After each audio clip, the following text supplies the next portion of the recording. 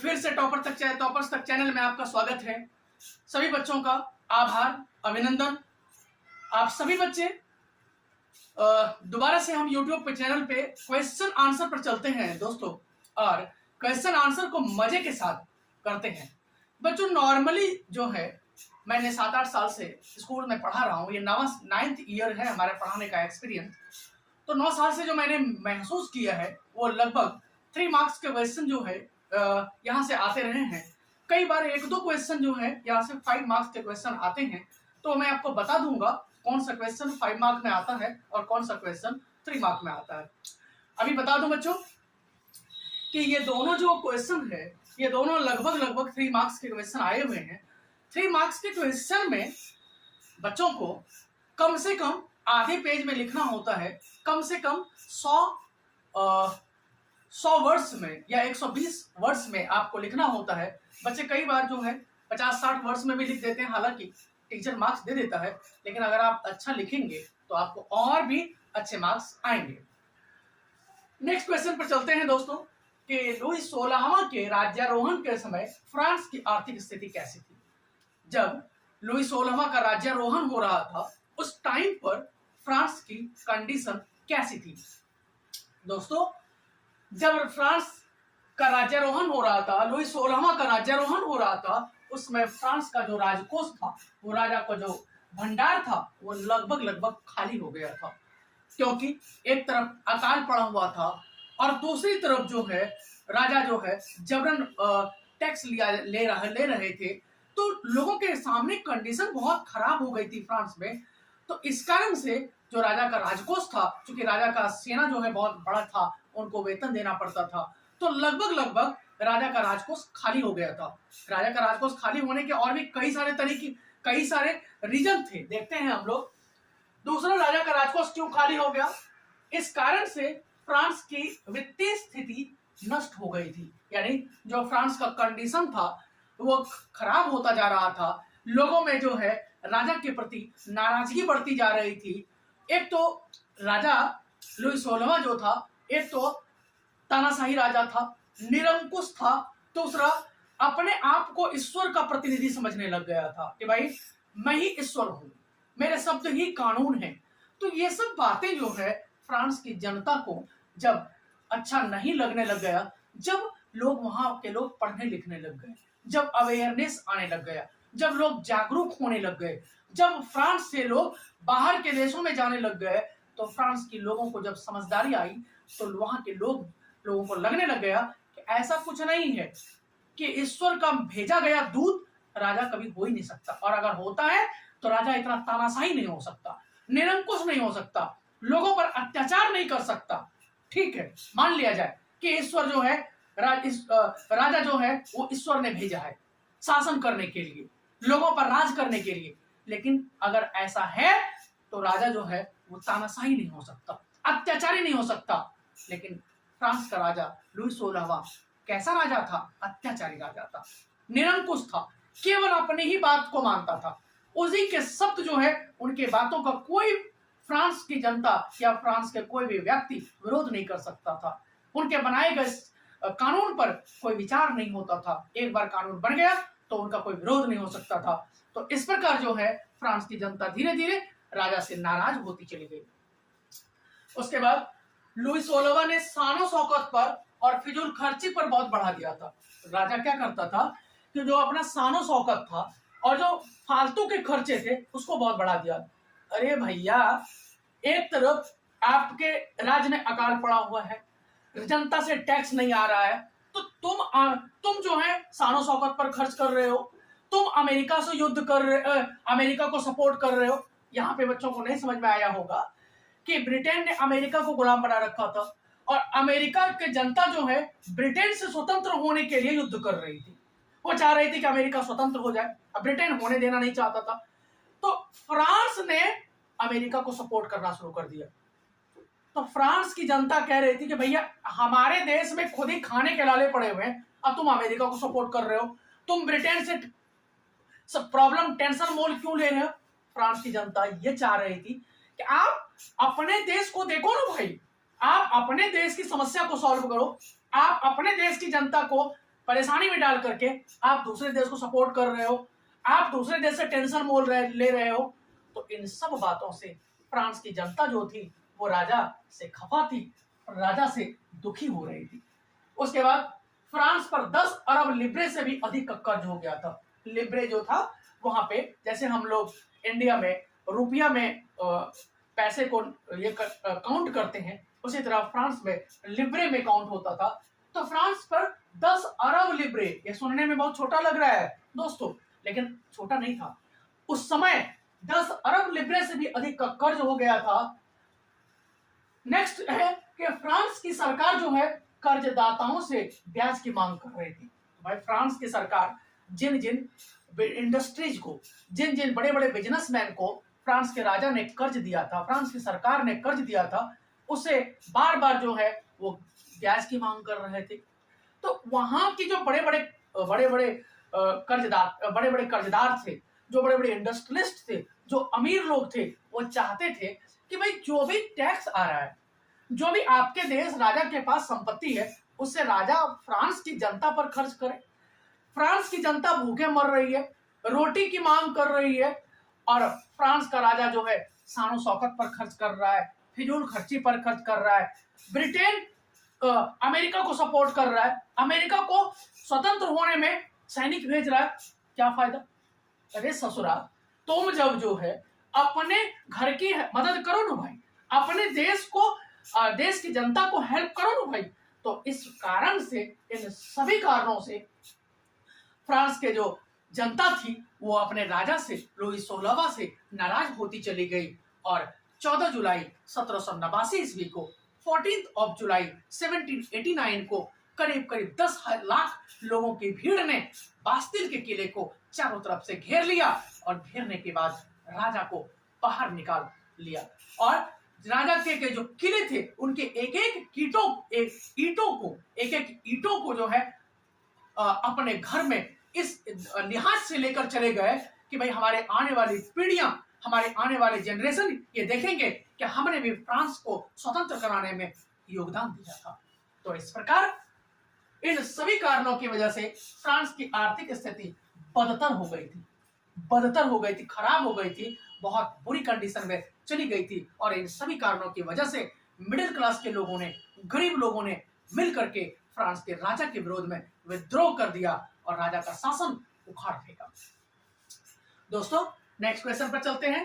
France में प्रथम estate, द्वितीय एस्टेट और तृतीय एस्टेट की व्याख्या करें। फर्स्ट एस्टेट, सेकंड एस्टेट और थर्ड एस्टेट की व्याख्या करें। तो फ्रांस में जो प्रथम एस्टेट था वो पादरी वर्ग था। पादरी वर्ग मैंने बताया फर्स्ट वीडियो में, पादरी वर्ग का मतलब था जो चर्च के फादर होते थे, जैसे हिंदुओं में मंदिर के पुजारी होते हैं और जैसे मुस्लिमों में काजी होते हैं, उसी तरह चर्च जो है, जो ईसाइयों का जहां पवित्र स्थान है, ईसाई लोग जहां जाकर के पूजा अर्चना करते हैं, वही चर्च का जो फादर होता था उसी को पादरी कहते थे। और ये इनके फ्रांस के समाज में, पूरे फ्रांस में सबसे ज्यादा रिस्पेक्ट था, पूरे फ्रांस में सबसे ज्यादा आदर था, सत्कार होता था इनका। इनको ईश्वर के बराबर माना जाता था। ये जिसको आशीर्वाद देते थे ऐसा लगता था उनकी उम्र बढ़ गई हो। इस प्रकार इनको सबसे ज्यादा रिस्पेक्ट प्राप्त था। द्वितीय एस्टेट था कुलीन वर्ग। कुलीन वर्ग में राजा आते थे, राजा के सगे संबंधी आते थे, जितने जमींदार थे वो सारे आते थे, यानी एक तरह से बहुत अमीर क्लास के लोग जो थे वो कुलीन वर्ग में आते थे। और जो तृतीय एस्टेट था, ये क्वेश्चन पेपर में कई बार पूछा गया है दोस्तों, प्री बोर्ड में, फाइनल पेपर में कितनी बार पूछा गया है, तृतीय एस्टेट क्या था बच्चों। इसके बाद इस दोनों को मिलाकर के करीब करीब 2 से 3% फ्रांस के लोग थे, और उसके बाद जितने बाकी जो रेस्ट फ्रांस के लोग थे वो सारे 97% जो लोग थे वो थर्ड एस्टेट में आते थे। थर्ड एस्टेट में कौन कौन से लोग आते थे?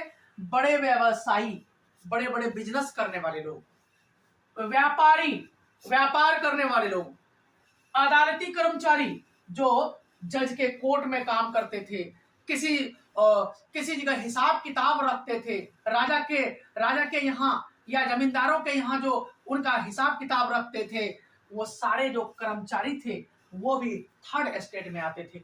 जो वकील थे लॉयर वो भी थर्ड स्टेट में आते थे, किसान था, किसान भी थर्ड स्टेट में आता था, और कारीगर, जो कारीगर होता था दोस्तों, वो भी थर्ड स्टेट में आता था।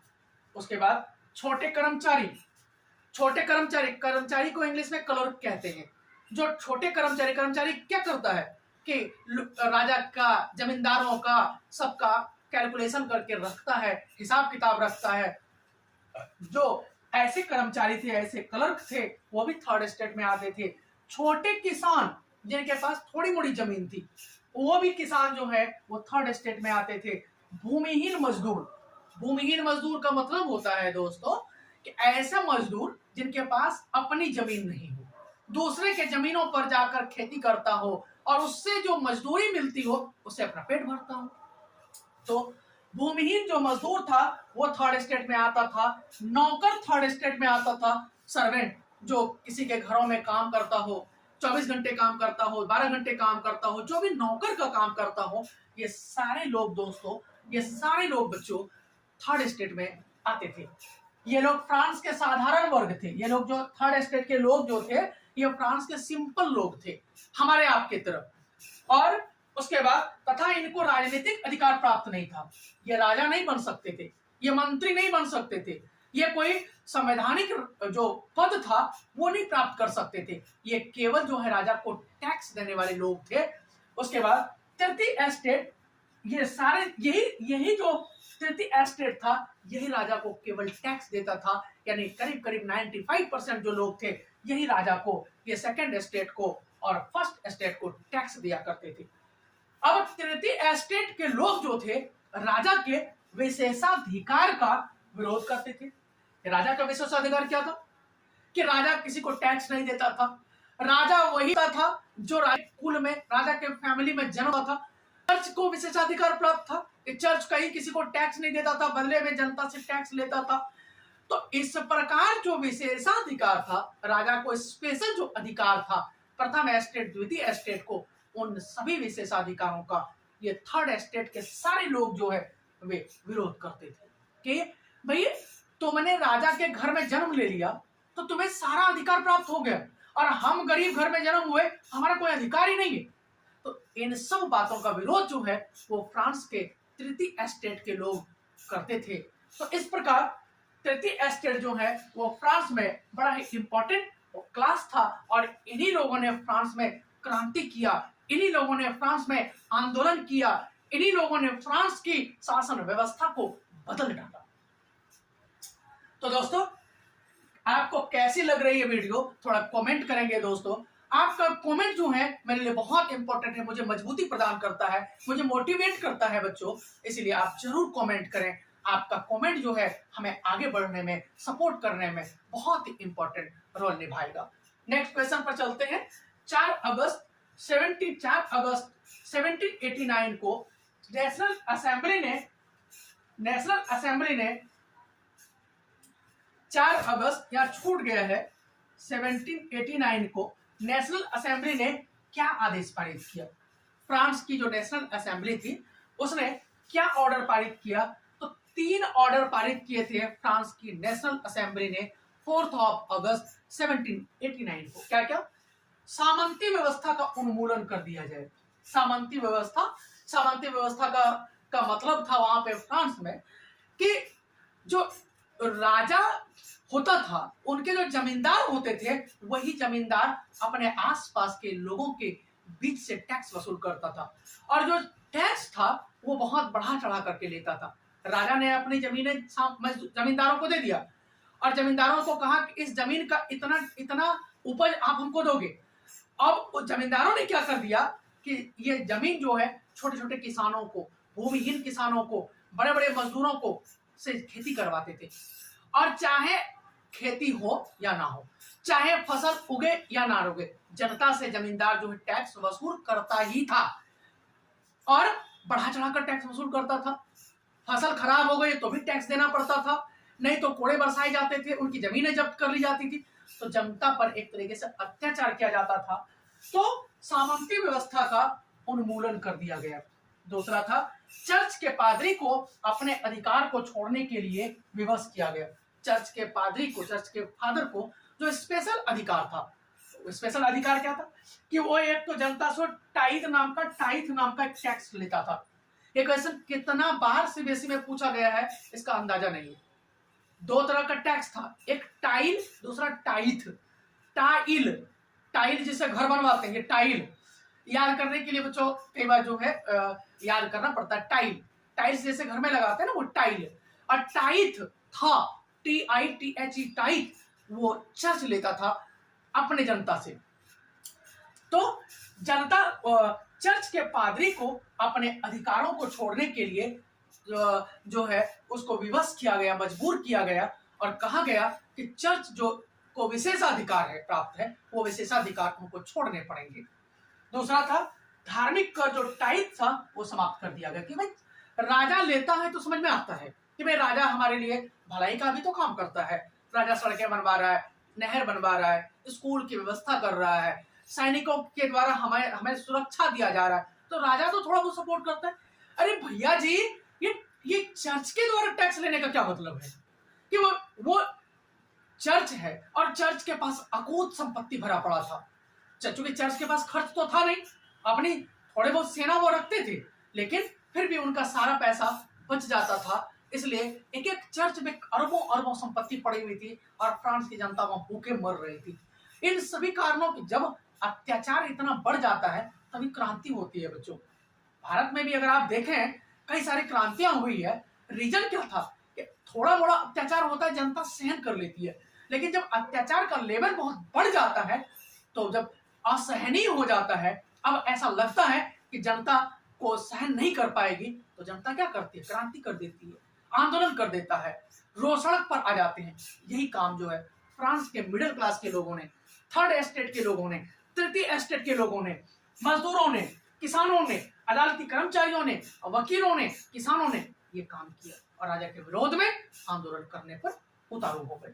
तो इस प्रकार भारत 4 अगस्त को 1789 को नेशनल असेंबली ने 3 कानून पारित करके वहां इन सभी कानून को समाप्त कर दिया और इस प्रकार जो है फ्रांस जो है एक तरीके से गणतंत्र, राजनीतिक गणतंत्र लगभग बन गया। हम लोग चलते हैं फ्रांसीसी समाज में महिलाओं का जीवन कैसा था। दोस्तों, महिलाओं का जीवन जो है वो फ्रांस के समाज या कोई भी समाज में अगर देखा जाए तो महिलाओं का जीवन शुरू से ही उथल पुथल का जीवन रहा है। महिलाओं को शुरू से ही पुरुषों के अंदर रखा गया था। तो फ्रांस कोई अलग कंट्री नहीं था। फ्रांस में महिलाओं जो थी, फ्रांस में महिलाएं जीविका निर्वाह के लिए काम करती थी। जीविका निर्वाह का मतलब होता है दोस्तों कि अपने पेट भरने के लिए, अपने जीवन यापन करने के लिए। ऐसा नहीं था कि उस टाइम में जो फ्रांस थे, उस टाइम में जो फ्रांस की महिलाएं थी वो बहुत ज्यादा धन इकट्ठा करती थी या अपने बहुत ज्यादा अमीर टाइप की महिलाएं थी। ऐसा नहीं था, उनको राइट्स नहीं था, अधिकार नहीं था। उसके बाद महिलाएं बाजारों में सामान बेचा करती थी। महिलाएं क्या करती थी, बाजार में सामान बेचने का काम करती थी। इतना सा सामान बेच करके वो पैसे अपने लिए इकट्ठा कर लेती थी जिससे उसका रोजी रोटी चल सके, जिससे उसका पेट भर सके, जिससे वो अपने परिवार को पाल सके। उसके बाद दोस्तों फ्रांस में महिलाएं संपन्न घरों में नौकरी करती थी। यानी जो अमीर टाइप के लोग होते थे, जो संपन्न, जो अमीर टाइप के लोग होते थे, उनके घरों में महिलाएं काम करती थी। आज भी अगर आप बहुत रईस एरिया में अमीर घरों में जाओगे तो वहां पे आपको बहुत सारी लड़कियां, बहुत सारी महिलाएं जो है वो घरों में काम करते हुए नौकर के रूप में मिल जाएंगी। तो बच्चों ये स्टार्टिंग जो है वो फ्रांस में हुआ था और फ्रांस में हजारों की संख्या में, लाखों की संख्या में महिलाएं अमीर के घरों में काम करती थी। फ्रांस में महिलाएं अपने परिवार का पालन पोषण करती थी। जो परिवार का पालन पोषण करती थी और परिवार का देखभाल करती थी, जो महिलाएं ऐसा नहीं करती थी, तो ऐसा आपको किताबों में मिलेगा कि जो महिलाएं इस प्रकार नहीं करती थी, अपने परिवार का पालन पोषण ठीक से नहीं करती थी, उनके साथ बुरा व्यवहार किया जाता था, उन्हें सम्मान नहीं प्राप्त होता था अपने समाज में। तो इस प्रकार महिलाएं जो थी कि घरों में नौकरी करती थी और घरों में नौकरी करने के बाद उन्हें करीब करीब एक आध रोटी या 2 रोटी 24 घंटे में मिलता था। घरों में, जिनके घरों में ठंड के मौसम में उन्हें चप्पल से चलने नहीं दिया जाता था, एक जोड़ी कपड़े उनके पास होते थे और वही एक जोड़ी कपड़ों में पूरे दिन जो है, पूरे रात जो है, चाहे ठंड का मौसम हो, गर्मी का मौसम हो, उन्हें घरों में काम करना पड़ता था। तो कुल मिला करके अगर देखा जाए तो महिलाओं का जीवन जो है वो बहुत ही कष्टमय था, बहुत ही दुखमय था, बहुत ही कष्टों से भरा हुआ था फ्रांस में महिलाओं का जीवन। लेकिन फ्रांस में और उसके बाद क्या था कि जो पुरुष और महिलाएं जो मजदूरी करती थी, जो दिहाड़ी मजदूरी करती थी, वो महिलाओं को पुरुषों से कम वेतन दिया जाता था। पुरुषों से महिलाओं को कम सैलरी दिया जाता था, क्योंकि फ्रांस के लोग, पुरुष सोच के लोग ऐसा मानते थे कि महिलाएं जो है वो पुरुषों से कमजोर होती हैं, महिलाएं जो है वो पुरुषों से कमतर होती है, महिलाएं जो है वो पुरुषों के समान काम नहीं कर सकती हैं, ऐसा वहां के लोग मानते थे। इस प्रकार कुल मिलाकर के अगर देखा जाए दोस्तों, तो फ्रांस में महिलाओं का जो जीवन था वो संकटमय था, कष्टपूर्वक जीवन व्यतीत करती थी। धीरे धीरे महिलाओं ने आंदोलन करना शुरू कर दिया और इस प्रकार महिलाओं का जीवन धीरे धीरे सुधरने लग गए। नेक्स्ट क्वेश्चन है दोस्तों, जैकोबियन क्लब के सदस्य कौन कौन थे? कल हमने पढ़ा था कि जैकोबियन क्लब का जो लीडर था वो रोबोस्फेयर था। कौन था दोस्तों? रोबोस्फेयर। और करीब करीब उन्होंने 2 साल तक फ्रांस में सत्ता तो प्राप्त कर लिया, शासन तो कर लिया, लेकिन रोबोस्फेयर ने शुरू में यही सोच करके शासन किया, लोगों ने इसी कारण से उनको सपोर्ट किया कि भाई रोबोस्फेयर जो था वो गरीबों को सपोर्ट करेगा, फ्रांस को आगे ले जाएगा, फ्रांस का विकास करेगा, फ्रांस का डेवलपमेंट करेगा। लेकिन ऐसा इन्होंने कुछ नहीं किया। सत्ता प्राप्त करने के बाद यह मद में चूर हो गया। इन्होंने यह फिर एक तरह से इन्होंने आतंक का राज कायम कर दिया। क्वेश्चन पेपर में कितना बार पूछा जाता है कि आतंक का राज किसने कायम किया था? तो रोबोस्फेयर। और रोबोस्फेयर जैकोबियन क्लब का लीडर था। याद रखना है दोस्तों, क्वेश्चन पेपर में कितनी बार आया हुआ है कि जैकोबियन क्लब का लीडर जो था वो रोबोस्फेयर था। तो जैकोबियन क्लब में समाज का कम समृद्ध हिस्सा, यानी जो था, जहां जो फ्रांस के जो कम डेवलप एरिया थे, फ्रांस का जो डेवलप एरिया नहीं था, वो सारा जो था वो जैकोबियन क्लब, वहां के लोग मेंबर थे जैकोबियन क्लब के। जैकोबियन क्लब में इसमें दुकानदार और कारीगर थे। लगभग जो दुकानदारी का काम करते थे, सामान बेचने और खरीदने का काम करते थे, जो कारीगर का काम करते थे, काठ मिस्त्री का काम करते थे, लोहार थे, सोनार थे, ये सारे लोग जो थे, ये सारे लोग जो थे ये जैकोबियन क्लब में, इस ग्रुप में शामिल थे। एक तरह से जैकोबियन क्लब जो एक पार्टी था, एक मेंबर था। और शुरू में इन्होंने यह घोषणा किया कि अगर फ्रांस को स्वतंत्रता दिलानी है तो हम मेरे पार्टी में शामिल हो, जितने अधिक से अधिक लोग मेरे पार्टी में शामिल होंगे तभी हम लोग राजा का, लुई 16वां का विरोध कर पाएंगे। और बहुत सारे फ्रांस के लोग जो कारीगर थे, जो दिहाड़ी मजदूर थे, जो घड़ी साज थे, इन सारे लोगों ने इनका सपोर्ट किया और इनके मेंबर बने और इनका आंदोलन में इनका साथ दिया। तो इनके जैकोबियन क्लब में घड़ी साज भी थे, दिहाड़ी मजदूर भी थे, और इन सारे लोगों ने जैकोबियन क्लब का यह सोच करके साथ दिया कि भैया रोबोस्फेयर तुम आगे चलो, हम तुम्हारे साथ हैं, और साथ रह करके आप लुई 16वां जो फ्रांस का सबसे ताकतवर राजा था, जो फ्रांस का निरंकुश राजा था, उनका विरोध करो, हम लोग आपके साथ हैं।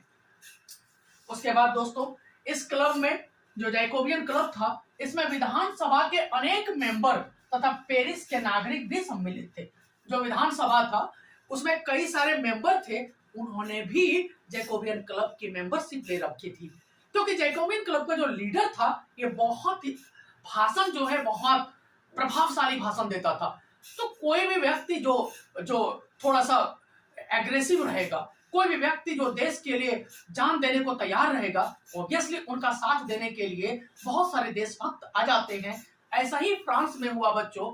फ्रांस को स्वतंत्रता दिलानी थी, तो जैकोबियन क्लब का जो नेता था रोबेस्पियर, उन्होंने वो जो भाषण देता था, जिस तरीके से अपने देश में सुभाष चंद्र बोस भाषण देते थे, तो लेकिन सुभाष चंद्र बोस की तुलना जो है रोबोस्फेयर से नहीं की जा सकती। रोबोस्फेयर आतंक का राज कायम कर लिया, जबकि सुभाष चंद्र बोस ऐसे लीडर नहीं थे। सुभाष चंद्र बोस बहुत ही उच्च क्वालिटी के, बहुत ही ऊंचे तरह के लीडर थे। भारत को आजादी दिलाने में सुभाष चंद्र बोस ने वही काम किया। विदेश गए और विदेशों में बहुत सारे लोगों का ग्रुप बनाया। बहुत सारे लोग जो विदेशों में रह रहे थे उनसे मिल करके एक आर्मी बनाई और उस आर्मी को लेकर के भारत आकर के उन्होंने आजादी दिलाने का प्रयास किया। तो रोबोस्फेयर जो था वो एक तरीके से एक बहुत ही एग्रेसिव व्यक्ति था और इसमें बहुत सारे विधानसभा के मेंबर, विधान नेता, जो फ्रांस की राजधानी पेरिस अब है, वो जो शहर था, उन शहर के भी बहुत सारे लोग इसके मेंबर थे। इस क्लब में जोशीले भाषण दिए जाते थे और रोबोस्फेयर इसका नेता था। वही मैंने कहा क्या ये जो भाषण देता था, इनका भाषण सुनने के लिए बहुत दूर दूर से लोग आते थे, क्योंकि यह इतना प्रभावशाली भाषण देता था कि केवल एक ही व्यक्ति है फ्रांस में जो रोबोस्फेयर है, वो फ्रांस को आजादी दिला सकता है, फ्रांस को लुई 16वां के चंगुल से हटा सकता है। इस तरह का भाषण देता था और ऐसे भाषण सुनने के लिए हजारों गांवों से लोग फ्रांस में इनके पास आते थे दोस्तों। तो इस प्रकार जैकोबियन क्लब जो था, शुरू में इनका काम था फ्रांस को आजादी दिलाना। जैसे ही फ्रांस आजाद हुआ, जैसे ही सत्ता रोबोस्फेयर के पास आई, धीरे धीरे यह तानाशाही हो गया, धीरे धीरे यह आतंक, धीरे धीरे ये जो है आतंक का राज कायम कर लिया और लोगों पर, फ्रांस के लोगों पर अत्याचार कर दिया। लेकिन दोस्तों फ्रांस के लोग बहुत ही समझदार थे, इन्होंने बहुत देर नहीं लगाया, तुरंत ही इनको रोबोस्फेयर को, पिछले वीडियो में मैंने बताया है, रोबोस्फेयर को वो फांसी पर चढ़ा दिया गया और फांसी पर चढ़ाने के बाद एक तरह से आतंक का राज फ्रांस से समाप्त हो गया। नेक्स्ट क्वेश्चन है बच्चों, इस फ्रांस के लगभग 2000 नगरों और गांवों में इस क्लब की शाखाएं फैली हुई थी। जो फ्रांस के 2000 नगर, फ्रांस में जितने शहर थे, बड़े बड़े गांव थे, उन शहरों में और गांवों में इस क्लब की शाखाएं खोली गई थी और लोगों को इसका मेंबर बनाया जाता था ताकि लोग जो है इस क्लब से जुड़े और रोबोस्फेयर का साथ दें। जब भी कोई आंदोलन हो, जब भी कोई हड़ताल हो, जब भी कोई रैलियां हो, तो ये सारे लोग जो है रोबोस्फेयर का साथ दे सकें, इसलिए रोबोस्फेयर ने पूरे फ्रांस में अपने शाखाएं खोल रखा था, अपने ब्रांचेस खोल रखा था, अपने ऑफिस खोल रखा था और लोगों को जोड़ने का काम करते थे। तो इस प्रकार रोबोस्फेयर ने फ्रांस की आजादी में एक तरह से योगदान दिया, लेकिन बाद में खुद ही ये आतंक का राज इन्होंने कायम कर दिया। दोस्तों नेक्स्ट क्वेश्चन है, दुनिया के लिए फ्रांसीसी क्रांति कौन सी विरासत छोड़ गई? बहुत ही इंपॉर्टेंट क्वेश्चन है बच्चों। दुनिया के लिए फ्रांस की क्रांति कौन सी विरासत छोड़ गई? कौन सी विरासत का मतलब है कि फ्रांस की क्रांति में ऐसा क्या हुआ, फ्रांस की क्रांति में ऐसा क्या हुआ जिससे पूरे विश्व में फ्रांस की क्रांति से सीखा गया, पूरे विश्व के देशों ने फ्रांस की क्रांति से सीखा। ऐसा क्या क्या छाप छोड़ा, ऐसा क्या क्या इमेज जो है पूरे विश्व में, ऐसा क्या क्या मैसेज जो है पूरे विश्व में इस क्रांति से गया। तो दोस्तों देखते हैं, फ्रांस की क्रांति में जब लुई 16वें के विरोध में बास्तिल के किले के आसपास जब हड़ताल हो रहा था, लोग नारेबाजी कर रहे थे, जब बास्तिल के किले को चारों तरफ से घेर लिया, तो फ्रांस के लोग पता है क्या नारे लगा रहे थे? स्वतंत्रता, फ्रांस को स्वतंत्र करो, फ्रांस को समानता दो, फ्रांस में सभी लोग जो है समान होए। समानता का मतलब है दोस्तों, चाहे गरीब हो, चाहे अमीर हो, चाहे पढ़ा लिखा हो, चाहे अनपढ़ हो, चाहे मजदूर हो, चाहे शिक्षित हो, कोई भी व्यक्ति, सब व्यक्ति के साथ समान व्यवहार किया जाए। फ्रांस में ऐसा नहीं होता था। फ्रांस में जो प्रथम एस्टेट के लोग थे, जो द्वितीय एस्टेट के लोग थे, उन्हें कुछ विशेष अधिकार प्राप्त था, जबकि जो तृतीय एस्टेट के लोग थे उनको कोई भी विशेष अधिकार प्राप्त नहीं था। जबकि तृतीय एस्टेट के लोग ही राजा को टैक्स दिया करते थे, तृतीय एस्टेट के लोग ही प्रथम एस्टेट को चर्च के पादरी को टैक्स दिया करते थे। तो टैक्स पे करते थे तीसरे एस्टेट, और आनंद कोई और ले रहा था, पूरे विश्व का मजा कोई और ले रहा था प्रथम एस्टेट, द्वितीय एस्टेट के लोग। तो इस कारण से फ्रांस में विद्रोह होने लग गया, इस कारण से फ्रांस में आंदोलन होने लग गया। तो दोस्तों, फ्रांस के लोगों ने स्वतंत्रता का नारा दिया, कहा फ्रांस को स्वतंत्र करो, समानता का नारा दिया और बंधुत्व का नारा दिया। कहा हम सभी फ्रांस के नागरिकों को स्वतंत्रता चाहिए, हम राजा से स्वतंत्रता चाहते हैं, और उसके बाद हमें समानता चाहिए, हमें ऊंच नीच नहीं चाहिए, हम सभी लोग फ्रांस के नागरिक एक हैं, एक देश के नागरिक हैं, ऐसा इन लोगों ने नारेबाजी में कहा। और उसके बाद और क्या नारा लगाया? बंधुत्व का अधिकार, हम सभी फ्रांस के नागरिक भाई भाई हैं, कोई भेदभाव नहीं है फ्रांस के नागरिकों में। इस प्रकार यह नारा जो है पूरे विश्व में जाने लग गया, और इसी नारे को देखते हुए अमेरिका के लोग विरोध करने लग गए, क्योंकि अमेरिका ब्रिटेन का गुलाम था, अमेरिका जो था वो ब्रिटेन का गुलाम था। कई सारे बच्चों को यह लगता है कि भैया ब्रिटेन क्या था यार, कि ब्रिटेन ने करीब करीब जो है 60 से 70 कंट्री को अपना उपनिवेश बना रखा था, अपना गुलाम बना रखा था। दोस्तों, एक बात और बता दूं आपको बीच में, ब्रिटेन कहता था कि मेरा साम्राज्य जहां से सूर्योदय होता है और जहां अंत होता है वहां तक है। कहने का मतलब था, सूर्योदय का देश जापान को कहते हैं, अगर सूर्योदय होता है सबसे पहले जापान में दिखाई पड़ता है, जापान में सूर्योदय होता है, यानी एक तरह से जापान के पास चीन था, चीन के पास नॉर्थ कोरिया, कई सारे कंट्री हैं, वो भी ब्रिटेन के गुलाम थे, ऑस्ट्रेलिया भी ब्रिटेन का गुलाम था, और भारत, ये सारे कई सारे कंट्री ब्रिटेन के गुलाम थे। और पश्चिम में जो है अगर देखा जाए अमेरिका भी ब्रिटेन का गुलाम था। तो वो सही कहता था कि जहां से सूर्योदय होता है और जहां सूर्यास्त होता है, वहां से लेकर के वहां तक मेरा साम्राज्य है। तो दोस्तों, तो जो था, इन्होंने कहा कि भाई हमें स्वतंत्रता चाहिए, हमें समानता चाहिए, हमें बंधुत्व चाहिए। और जैसे ही फ्रांस में यह जनता ने यह विरोध किया, नारे दिया, तो अमेरिका के लोग इस बात को देख रहे थे, और अमेरिका के लोग भी अपने देश को आजाद करने के लिए स्वतंत्रता की मांग करने लगे, समानता की मांग करने लगे, बंधुत्व की मांग करने लगे। अब आप कहोगे सर जी, एक बच्चे ने कहा था कि सर जी उस समय तो मीडिया नहीं थी, उस समय तो न्यूज़पेपर नहीं था, उस समय तो अखबार नहीं थे, तो फिर यहाँ की बात वहां कैसे पहुंचती थी? बच्चों, उस समय भी लोग जहाज से, नाव से एक जगह से दूसरे जगह आ जाया करते थे। आपको दोस्तों याद होगा, 7th और 8th क्लास में हम पढ़ते हैं, 9th क्लास में पढ़ते हैं हम लोग कि वास्को डिगामा जो अमेरिका की खोज के लिए निकला था, वो खोजते खोजते भारत आ गया। तो उसी तरह से अमेरिका भी एक व्यक्ति खोज के लिए निकला, लेकिन वो अमेरिका चला गया, और उसी के नाम पे अमेरिगो वेस्पुसी के नाम पे अमेरिका का नाम अमेरिका पड़ा। अमेरिगो वेस्पुसी पुर्तगाल का एक व्यक्ति था, अमेरिगो वेस्पुसी, और अमेरिका की खोज किया था। तो लोग अपने व्यापार करने के लिए, रोजगार करने के लिए एक कंट्री से दूसरे कंट्री जा रहे थे। और ये कहानी जो है 1789 की है। उस समय तो भारत को पूरी तरह से गुलाम बना चुके थे ये लोग, ब्रिटेन के लोग, अमेरिका भी पूरी तरह से कब्जे में था। तो आना जाना जो है जहाज से लोगों का लगा रहता था, इसीलिए यहाँ की बात वहां पहुंच जाती थी। उसके बाद दोस्तों, उसके बाद जब फ्रांस को आजादी मिल रहा था, वहां के जो राइटर थे, वहां के जो दार्शनिक थे, फ्रांस के जो लेखक थे, उन्होंने कहा, क्या कहा? आदमी स्वतंत्र पैदा होता है और स्वतंत्र रहता है, और इनके अधिकार भी समान होते हैं। ये बात जो है, ये 2000 साल पहले अरस्तु और प्लेटो साहब ने ये बात बोली थी। तो ये सब बात जो है फ्रांस के लोगों ने न्यूज़पेपर में, अखबार में पैम्पलेट छपवा करके लोगों के बीच में बांटने लग गए। क्या बांटने लग गए?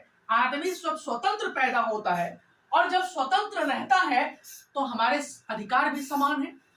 हमारे राजा के अधिकार अधिक और गरीबों का अधिकार कम। ऐसा किसने बनाया? जब हम स्वतंत्र पैदा हो रहे हैं, हम अलग पैदा हो रहे हैं, कोई और अपनी मां से अलग जन्म ले रहा है। हर व्यक्ति जब अलग अलग जन्म लेता है, हर व्यक्ति जब अलग अलग रहता है, तो भाई अधिकार भी अलग अलग होने चाहिए, अधिकार भी सभी के समान होने चाहिए। तो वहां फ्रांस में क्या था कि अधिकार अलग अलग थे। प्रथम एस्टेट को ज्यादा अधिकार था, द्वितीय स्टेट को अधिक अधिकार था, तृतीय स्टेट को अधिकार ही नहीं था। तो जब इस तरह की बातें फ्रांस में लोगों के बीच पहुंची तो यह बात धीरे धीरे अमेरिका में, ब्रिटेन में, फ्रांस में, जर्मनी में, ऑस्ट्रिया में और अफ्रीका के कई सारे देशों में जब इस तरह का विचार पहुंचा तो वहां के लोग जो है वो आंदोलन करने लगे। और कह रहा है इस कथन ने औपनिवेशिक लोगों को प्रभावित किया। जो भी कंट्री गुलाम कंट्री था, उस गुलाम कंट्री के लोग जो है अपनी आजादी पाने के लिए विरोध करने लगे। भारत के लोग भी अपने ब्रिटेन से आजादी पाने के लिए कहने लगे कि भाई जब मनुष्य स्वतंत्र पैदा होता है और जब स्वतंत्र रहता है और तब हमारे अधिकार भी समान होने चाहिए।